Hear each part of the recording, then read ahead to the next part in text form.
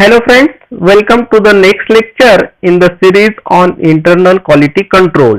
Here in this lecture we will see about the review of data or data analysis in quality control.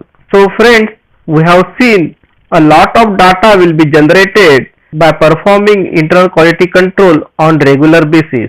This data get on accumulating, and what to do with this data? The data needs to be reviewed periodically. It should be analyzed and proper corrective actions or preventive actions should be taken whenever necessary. Now, as per ISO 15189-2012 in clause number 5.6.2.3, it mentions about quality control data shall be reviewed at regular intervals to detect trends in examination performance that may indicate problems in the examination system.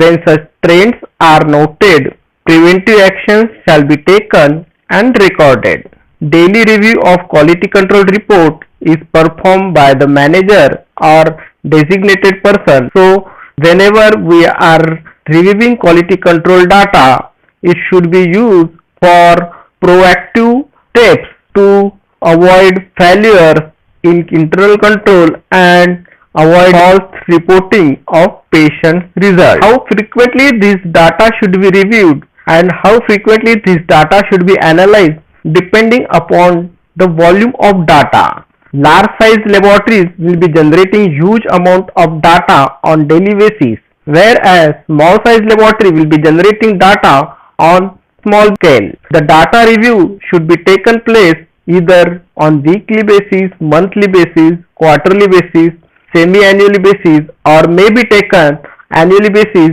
if the testing procedure is found to be stable. Now what should be seen while reviewing the internal quality control data?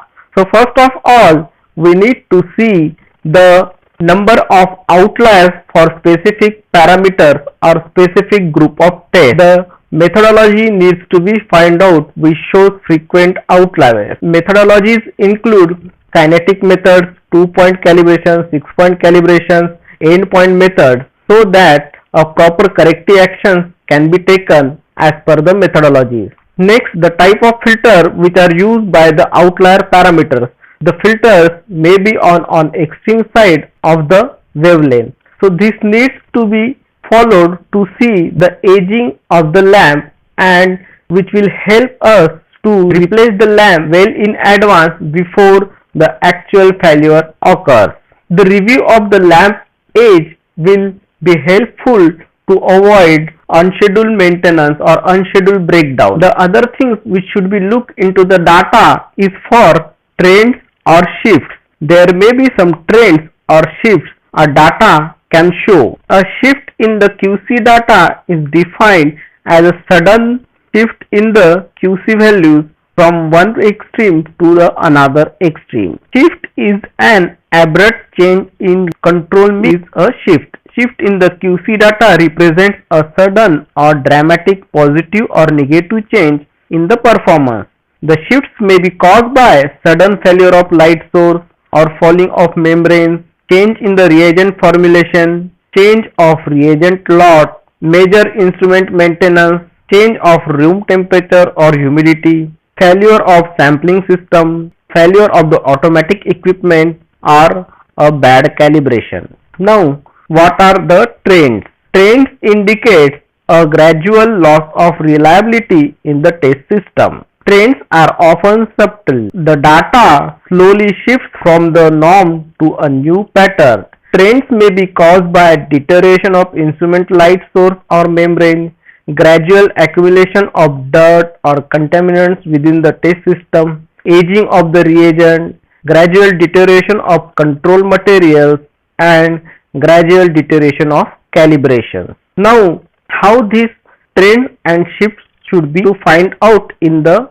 control chart. Once the data has been evaluated and an unknown source of variable or a source of error has been determined, outliers can be removed. Now, whenever we review the data, look for systematic patterns of points across samples because such pattern may indicate that process average has shifted. So what are these patterns we will see in short. A run of 9 consecutive points on the same side of the mean indicates the method is out of control. If this pattern is detected, then the chances are the average has probably changed. Successive samples with less than average variability may be worth investigating, since they may provide hints on how to decrease the variation in the method.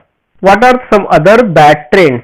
6 points in a row steadily increasing or decreasing. This also signals a drift in the average. Often such drifts can be the result of equipment wear, deteriorating maintenance and improvement in skill.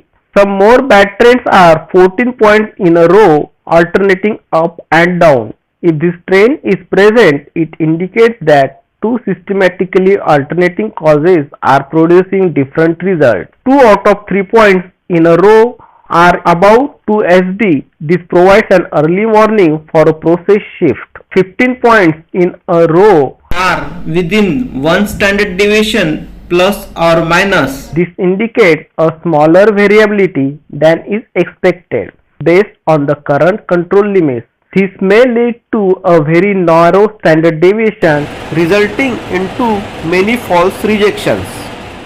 Time to redo the chart. If 8 points in a row are in standard deviation 1 or 2 on either side of the central line, it indicates that different samples are affected by different factors, resulting in a bimodal distribution of the mean. This may happen different samples were processed by two different technicians, where one follows good measurement protocol and the other doesn't follow the good measurement protocol. The evaluation of trends and shifts should be used as a measure of proactive actions to take corrective actions or preventive actions to stop the future deterioration of the testing system or the control system. In this way, the use of quality control data should be done. So with this, we will be concluding this lecture on evaluation of data or review of quality control data on long-term basis.